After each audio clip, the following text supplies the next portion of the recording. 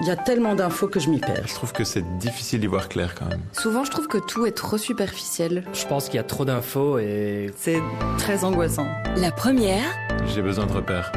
les clés, J'ai envie de comprendre. Arnaud Roysson.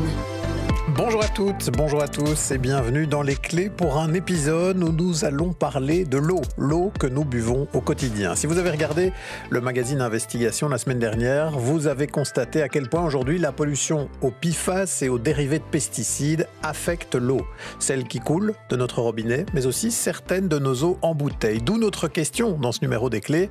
Quelle eau peut-on encore boire aujourd'hui ? On va essayer d'y voir clair en revenant d'abord sur quelques points majeurs de l'enquête de nos collègues Emmanuel Morimont et Santos Evia, une enquête qui débutait du côté de Chièvre, dans le Hainaut. La première, les clés. Cet habitant Somme PFAS. découvre les résultats de ses analyses pour la première fois. Comment vous recevez ces résultats? Comme un coup de poing dans la figure.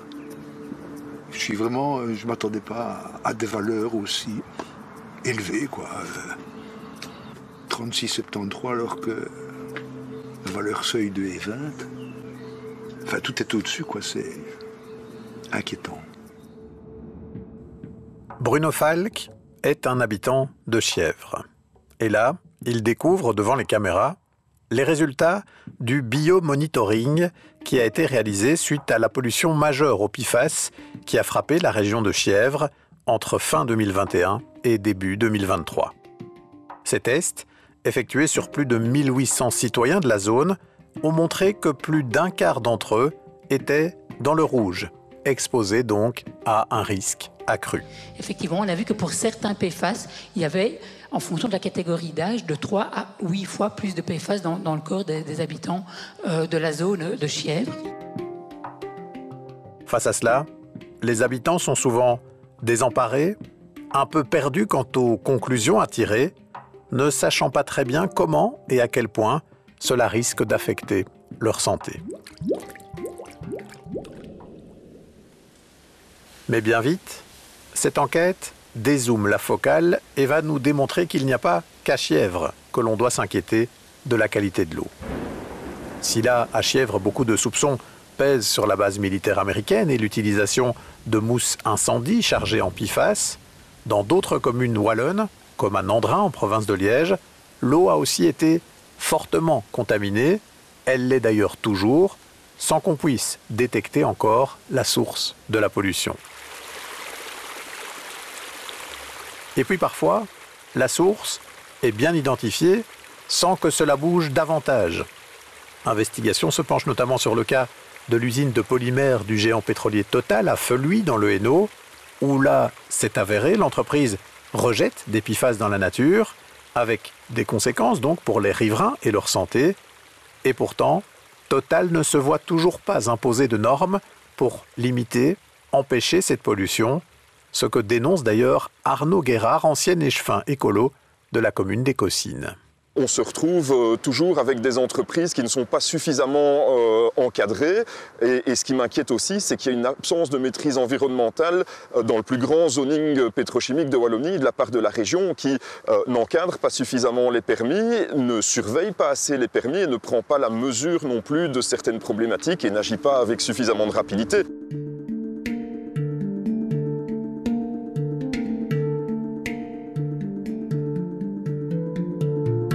Les PFAS, ce sont toute une famille de composés chimiques synthétiques développés par l'industrie parce qu'ils sont très résistants. Le problème, c'est qu'on découvre progressivement tous les effets délétères qu'ils peuvent avoir sur notre santé et notre environnement, à un moment où on les produit tellement en masse qu'ils sont déjà un peu partout dans la nature autour de nous et que leur caractère très résistant, justement, les rend pratiquement éternels. L'enquête d'investigation se penche d'ailleurs sur le cas de l'un de ces PFAS, en particulier le TFA, l'acide trifluoroacétique, qui est notamment un sous-produit de l'utilisation des fluides réfrigérants qu'on trouve dans les frigos, les climatiseurs ou encore dans les pompes à chaleur. Aujourd'hui, ces TFA sont partout, dans 90% des zones de distribution d'eau et même dans certaines de nos eaux en bouteille. Or, selon le chercheur norvégien Hans-Peter Arp, l'un des meilleurs spécialistes mondiaux des PFAS, nous prenons de très grands risques à ainsi laisser proliférer ces TFA. Cette substance est vraiment partout. On peut affirmer sans aucun doute que le TFA est le PFAS le plus répandu sur Terre. Je suis certain que si je prenais un échantillon de votre sang, j'y trouverais plus de TFA que tout autre PFAS.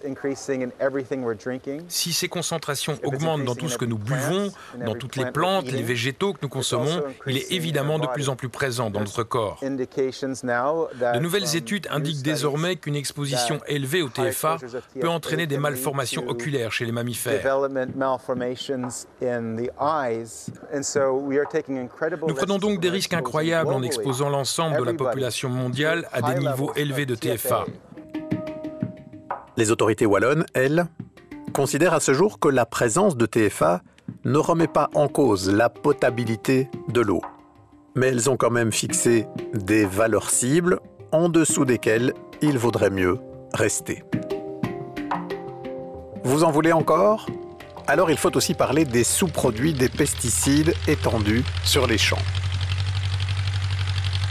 Le reportage d'investigation nous offre une scène assez hallucinante, celle de l'épandage d'un pesticide juste à côté et tout autour d'un captage d'eau.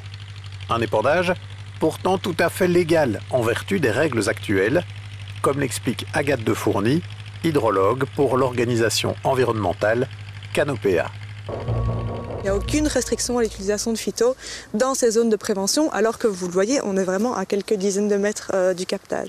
1 mètre au-delà de la clôture, on peut pulvériser. Oui, sans problème. C'est vraiment une aberration, oui, puisque les pesticides vont être répandus dans les champs. Une fois qu'il va pleuvoir, la pluie va emporter les produits vers le souterrain, et donc les produits vont se retrouver dans l'eau souterraine et hop, directement au captage qui est ici à quelques mètres. Or, les pesticides, fongicides et autres produits phytopharmaceutiques déversés dans de nombreuses cultures vont pénétrer le sol, interagir avec lui et générer des sous-produits que l'on appelle des métabolites et que l'on va retrouver dans l'eau. Et là, ce qui interpelle dans l'enquête, c'est que si certains pays européens ont fixé des plafonds pour ces métabolites, plafonds au-delà desquels l'eau n'est plus considérée comme conforme, en Belgique, il n'y a pas de normes équivalentes. Du coup, certains captages restent opérationnels, alors que si l'on était en Suisse ou au Danemark, on ne consommerait tout simplement plus leur eau.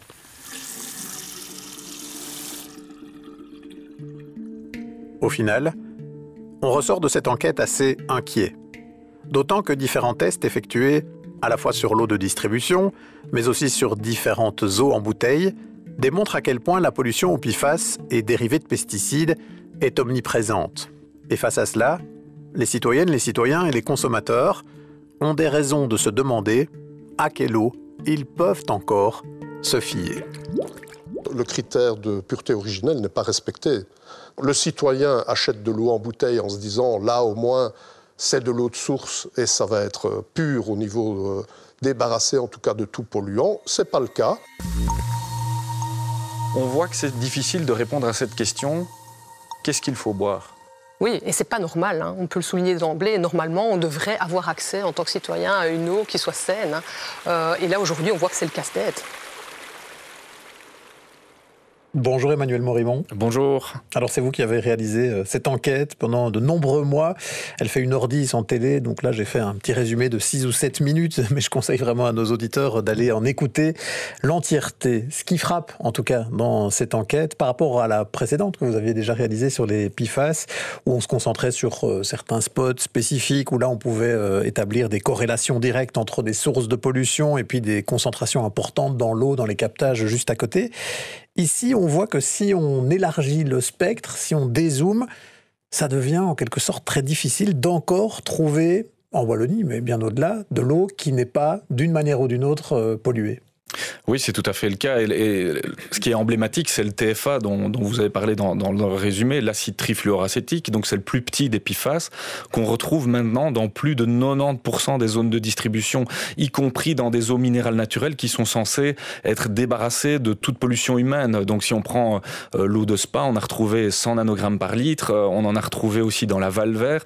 Ce sont des zones qui sont très protégées. La Villers également, Évian. Donc même dans ces eaux-là, on commence à en retrouver. Donc, c'est une pollution où on n'a plus vraiment de lien direct, où on peut se dire, tiens, on peut voir le chemin des polluants. En fait, ils se répartissent dans l'atmosphère. Les TFA, ça passe aussi par l'air. Et puis, ils viennent s'insinuer un petit peu partout. Et on imagine aussi dans d'autres aliments, par exemple, ce qu'on mange, qui va aussi recevoir de l'eau puisée dans le sol ou de l'eau qui redescend par la pluie. Au fond, tout ça va aller s'insinuer un peu partout dans notre alimentation progressivement. Oui, ça montre que la pollution, elle est globale, elle est mondialisée, puisqu'on retrouve le TFA effectivement dans l'eau de pluie via la décomposition de ces gaz fluorés qu'on retrouve dans nos pompes à chaleur, etc. Et donc ça va retomber, se dégrader sous forme de TFA et contaminer l'ensemble de la Terre. On a vu que certaines eaux minérales naturelles étaient épargnées pour le moment. Pourquoi ? Parce que les sources sont très profondes et que parfois le trajet de l'eau met 60 ans.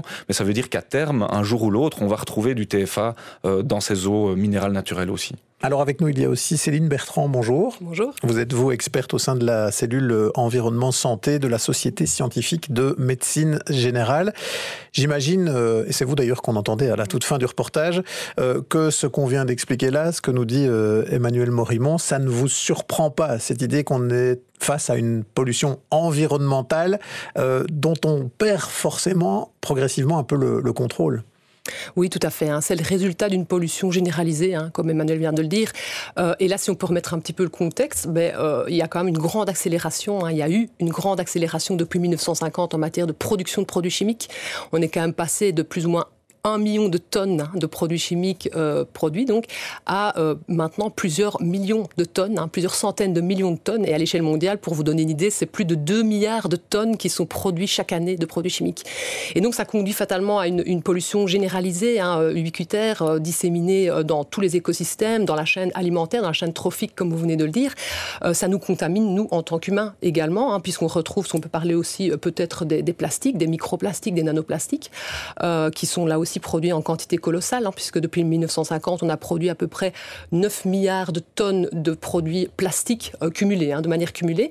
Mais donc, ça veut dire qu'on en retrouve partout. On en retrouve dans la terre, dans les sols, donc bien sûr dans l'eau, dans l'air, mais aussi dans nos corps, dans notre cerveau, dans les testicules humains. Enfin bref, ils sont absolument partout. Et en parallèle de cette grande accélération en matière de production de produits chimiques et plastiques, malheureusement, on voit qu'il y a aussi une augmentation très importante des pathologies non infectieuses, pathologies dites de civilisation. Notamment le surpoids, l'obésité, les troubles neurodéveloppementaux chez les enfants, les troubles neurodégénératifs, la maladie d'Alzheimer, la maladie de Parkinson, mais encore d'autres pathologies cardiovasculaires, respiratoires chroniques, allergies et j'en passe. Et donc là, on voit que ça se fait vraiment au détriment de la santé humaine, bien sûr. Et ça, c'est un enjeu sur lequel on va peut-être s'étendre un petit peu, parce que on entend au fil de l'enquête et du reportage que les gens sont souvent un petit peu perdus parce qu'ils voient, notamment à Chièvre, après le biomonitoring, qu'ils ont des taux de PFAS qui sont plus élevés que la norme, qu'il y a un risque accru, mais on ne voit pas toujours forcément ce vers quoi ça peut nous emmener en termes de santé. On entend parler aussi de cancérigènes possibles, de cancérogènes probables. Qu'est-ce qu'on peut dire à toutes ces personnes qui se disent aujourd'hui je suis exposé à de la pollution et qui se demandent quel effet ça peut vraiment avoir sur leur santé à court, moyen et long terme? Malheureusement, on n'est pas très rassurant, on ne peut pas être très rassurant parce que le souci est celui-ci, c'est parce qu'on n'est pas exposé qu'à une molécule. Encore une fois, je crois que le reportage l'a bien mis en évidence. Donc, on est exposé à des PFAS, on est exposé à des dégradés, donc des produits de dégradation de pesticides. Le TFA, d'ailleurs, je tiens à le pointer, provient aussi des pesticides PFAS qui sont vraiment en augmentation là aussi. Leur utilisation est vraiment en train d'augmenter très vite. Mais aussi, on est exposé à toute une série de perturbateurs endocriniens, des bisphénols, on l'a vu, des métabolites de pesticides, chloridazone, etc. Et donc tous les jours, une personne va être exposée en fait à une multitude de polluants chimiques via différentes voies. Mais là aussi, on peut préciser peut-être un petit peu pour éclairer que la voie majoritaire, je dirais, ça reste la voie ingérée. C'est ce qu'on va manger, c'est ce qu'on va boire toute la journée. Ça représente plus ou moins 80% de l'exposition totale. Alors ça varie un petit peu en fonction des publics, en fonction aussi de la profession, des expositions justement dans le cadre professionnel. Je pense aux agriculteurs qui sont eux particulièrement exposés, etc. Mais donc de manière générale, oui, on a des effets cumulés, des effets cocktails possibles entre tous ces polluants, si vous voulez. Et de plus en plus, les données épidémiologiques, les données expérimentales montrent vraiment des associations très fortes entre ces expositions et l'apparition donc de problèmes de santé. Je n'ai pas encore parlé des troubles de la fertilité qui sont là vraiment aussi en nette augmentation, puisqu'en 50 ans, la concentration du sperme en spermatozoïdes a baissé de 50%. Donc c'est énorme aussi. Et donc voilà, ça conduit toute une série de soucis de santé. Et ça devient effectivement très inquiétant à terme. Oui. Et évidemment, dans les pollutions environnementales, c'est toujours très difficile d'aller relier très spécifiquement tel polluant émis à telle source avec telle personne qui va développer telle pathologie, parce que vous l'avez dit, tout ça se combine, il y a des effets cocktails, il y a la durée de l'exposition qui peut jouer, etc. Et donc, ça veut dire quoi? Qu'en tant que société, on doit prendre des précautions en se disant, on voit qu'on a une évolution de certaines maladies qui se développent, on sait que c'est corrélé avec ces pollutions qui se développent là aussi, et donc plutôt que d'aller identifier tel lien, on doit prendre des mesures plutôt globales par rapport à ces pollutions. Oui, tout à fait. On voit aujourd'hui que, d'une part, la législation n'est pas suffisamment prudente. Quand je prends aussi des publics très vulnérables comme les enfants, comme les fœtus en développement. Donc, pendant cette période, on est particulièrement vulnérable. Et ça, par exemple, la législation sur les produits chimiques ne le prend pas suffisamment en compte. Donc, on voit, par exemple, on peut peut-être dire un mot de la législation REACH, qui est censée justement encadrer l'utilisation de ces produits chimiques. Mais en réalité, on voit surtout qu'elle a échoué à nous protéger. Elle a échoué à limiter la production de produits chimiques. Et donc on continue à en produire toujours plus. Et donc ça veut dire que les petits, les enfants sont exposés dès leur plus jeune âge en fait à toute une série de polluants et qu'à terme donc ça peut conduire à des pathologies chroniques si vous voulez qui peuvent survenir dès l'enfance avec le surpoids, l'obésité, puisque on peut le dire, les PFAS par exemple ont cette faculté d'aller interagir, on va le dire comme ça, avec nos graisses, avec le métabolisme de nos graisses et de conduire éventuellement à un surpoids, à une obésité. Et donc ça peut survenir pendant l'enfance, puis à l'adolescence, à l'âge adulte et encore après. Et donc là il faut vraiment aujourd'hui être beaucoup plus prudent. Le principe de précaution, il n'a pas été respecté. On le voit de manière générale, finalement, on a trop souvent considéré qu'un produit chimique est safe, donc est sans danger, jusqu'à preuve du contraire.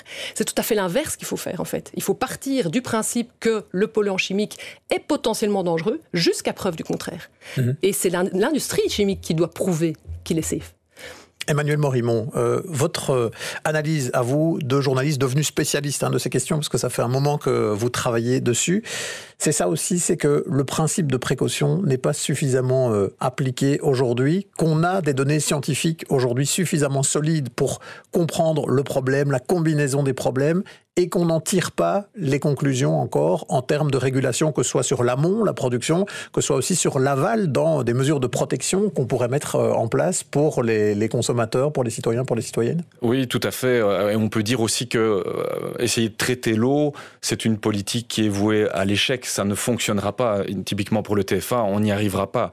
Et donc ça veut dire qu'il y a des décisions qui doivent être prises à un niveau supérieur, un niveau international. On parle de l'Union européenne, même des politiques d'interdiction au niveau mondial, ça s'est déjà fait par le passé. Et tant que le robinet n'est pas coupé à la source, on sera toujours confronté à ces pollutions. Or, effectivement, il existe des données scientifiques qui démontrent des liens entre certains de ces polluants, comme les PFAS, et des pathologies. Elles sont clairement démontrées. Et puis, on voit aussi que l'utilisation de ces PFAS, ça génère pour l'industrie un chiffre d'affaires d'environ 28 milliards d'euros par an. Quand on sait les coûts que ça représente pour la collectivité, rien qu'au niveau européen, on a parlé de 100 milliards d'euros par an pour dépolluer les sols au PFAS. On voit bien que la balance bénéfice-risque, elle est complètement déficitaire pour la société. Et donc, quand on se dit, oui, peut-être que c'est pour des raisons économiques qu'on n'agit pas parce que ça pourrait faire mal à notre économie, vous nous dites que c'est plutôt l'inverse. Ce qui risque de faire très mal à notre économie à long terme et à nos États, c'est de ne pas agir à la source pour limiter ou interdire cette production de PFAS. Tout à fait, et c'est documenté scientifiquement. C'est un travail qui a été mené par mes collègues du Forever Lobbying Project qui ont chiffré le coût de la dépollution au PFAS. Donc les chiffres, ils sont là, ça a été fact-checké par des scientifiques. Et donc là, maintenant, il y a une urgence à agir sur ces thématiques-là, ça c'est important. Alors, la question que beaucoup se posent en entendant tout cela aujourd'hui, c'est bon. Il y a effectivement, en tant que citoyen, comment on peut agir vis-à-vis des autorités pour que des mesures soient prises. Et puis, il y a à court terme, on se dit, bah là, cette eau, je dois la boire, je la fais boire à mes enfants, voire à des très jeunes enfants parfois.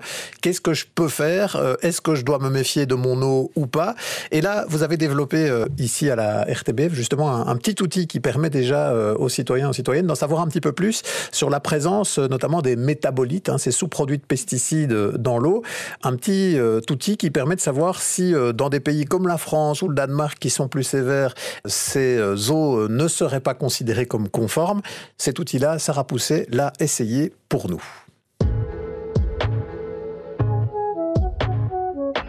L'eau a beau couler indifféremment d'un territoire à l'autre, traverser les frontières, eh bien les normes sur la qualité de l'eau sont-elles propres à chaque pays, car la législation européenne est assez floue en la matière. Résultat, si on prend 3 résidus de pesticides qui peuvent se retrouver dans notre eau, eh bien les taux autorisés en Wallonie sont 45 fois supérieurs aux taux français ou danois. Des différences qui posent pas mal de questions et notamment celle-ci. Est-ce que l'eau du robinet que vous buvez chez vous serait conforme au Danemark ou en France ? Eh bien pour le savoir, la RTBF a mis au point un outil disponible sur le site RTBF Actu. Il vous suffit de taper le nom de votre rue et votre numéro de maison. Par exemple, si je recherche la rue Curie numéro 4 à Serein, je découvre que 51 analyses ont été menées par la CIL entre janvier et décembre 2024 et que tous les résultats sont conformes aux normes françaises et danoises. Par contre, si je change ma recherche pour la rue de Mazie dans le village de Coroy-le-Château, eh bien je découvre que 66 analyses ont été réalisées l'année dernière par la SWDE. Mais 9 échantillons ne sont pas conformes aux limites de qualité danoise et française. On y retrouve des taux trop importants de desphénylchloridazone, le résidu d'un herbicide largement utilisé sur les cultures de betteraves, mais désormais interdit. Tous ces résultats sont basés sur les données wallonnes et bruxelloises sur la qualité de l'eau et vous pouvez donc dès à présent aller faire le test sur RTBF Actu. Alors la question qui se pose, c'est qu'est-ce qu'on fait une fois qu'on a fait le test si on voit que l'eau dans la zone où on est a ces problèmes et qu'elle ne serait pas d'ailleurs considérée comme conforme dans d'autres pays européens. Céline Bertrand, quelle doit être l'attitude du citoyen, du consommateur qui forcément s'inquiète quand il voit ça ? Mais le citoyen, je pense qu'aujourd'hui, il est perdu. Il est clairement perdu. Quand il entend ça, d'une part, il est inquiet et c'est bien légitime. Puisqu'on entend quand même qu'en France, pour des raisons sanitaires, encore une fois, puisque des études de toxicité répétées ont quand même montré des effets potentiellement toxiques sur la vessie, sur les reins, mais aussi il y avait des faiblesses dans les procédures, je vais dire, de tests toxicologiques qui avaient été relevées. Et c'est pour ça que l'ANSES l'a classé pertinent, ce métabolite, par exemple, pour parler ici du chloridazone. Mais donc ça veut dire que ce n'est pas sans risque, ça c'est une chose. Et deuxièmement, donc on est tenté en tant que citoyen de vouloir assainir, filtrer son eau, et là c'est le casse-tête aussi, puisqu'il n'y a pas de solution miracle, on peut le dire. Alors il y a différents procédés qui existent, des systèmes de filtration autonomes, des carafes, des systèmes d'osmose inverse, etc. Mais pour moi, c'est une solution pansement, c'est-à-dire qu'on ne s'attaque quand même pas à la source du problème, et tous ces procédés de filtration ont des coûts, coûts environnementaux, à nouveau, il faut quand même produire tous ces matériaux, parce qu'on peut quand même préciser que ce soit pour une Brita ou pour un système d'osmose inverse, il y a aussi différents composants en plastique, dans les cartouches, etc. Souvent, ça finit à la poubelle et puis évidemment dans les océans et ça contribue donc à cette pollution plastique majeure et donc c'est pas une solution.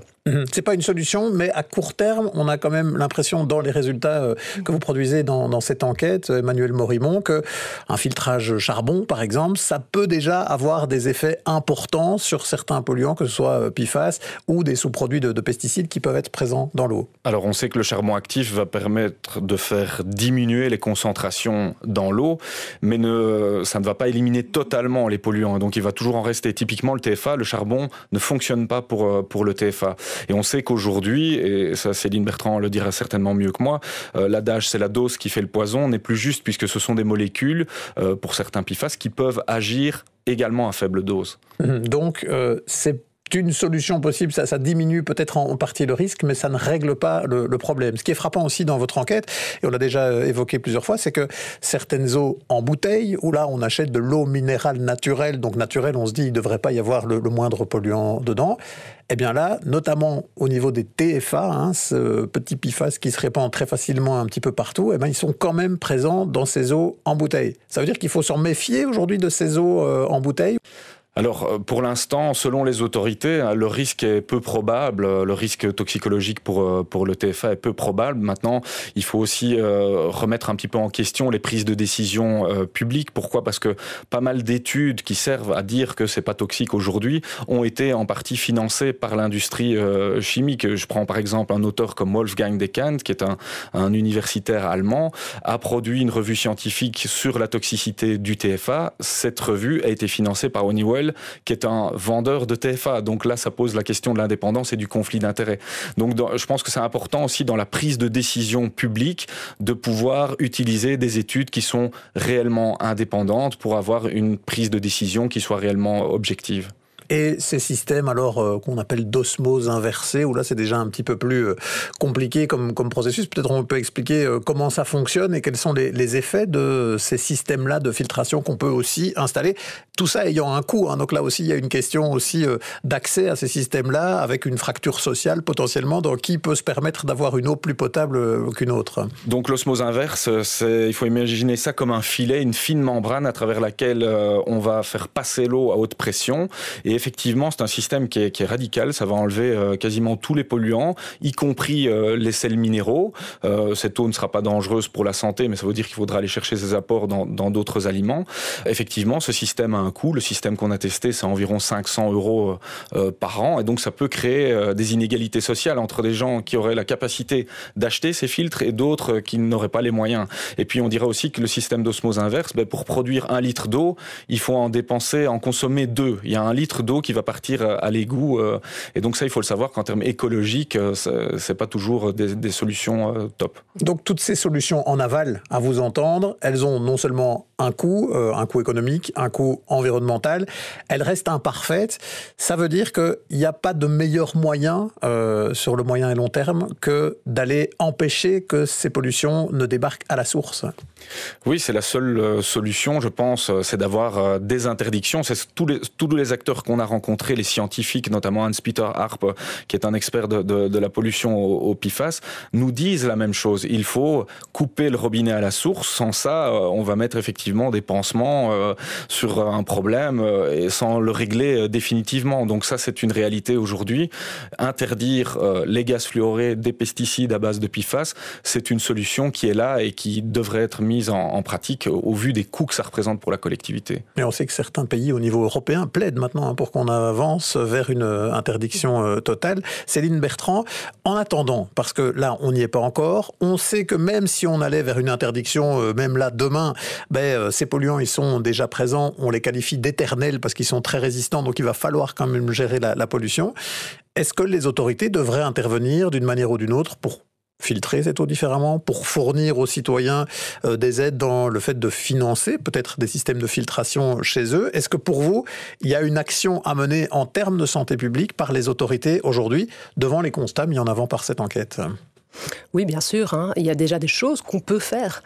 Par exemple, l'interdiction des pesticides PFAS, dont on a parlé ici, des produits de dégradation et notamment du TFA qui pose un problème énorme en matière de santé publique, parce que comme ça a été expliqué, les conséquences peuvent être potentiellement graves. Ici, interdire qu'on les épande dans les champs, c'est ça que vous dites? Tout à fait. Parce qu'à nouveau, on a peu de recul, mais on a quand même des problèmes qui sont amenés par différentes études de toxicité en matière de reproduction, en matière de toxicité sur le système immunitaire, sur le foie, etc. C'est pas rien du tout. Et donc là, à nouveau, le même scénario se reproduit, c'est-à-dire qu'on minimise les risques. On dit c'est pas grave, il n'y a pas de normes contraignantes. Et puis dans quelques années, on va nous dire en fait c'était peut-être cancérogène, avéré, c'était peut-être ceci, cela.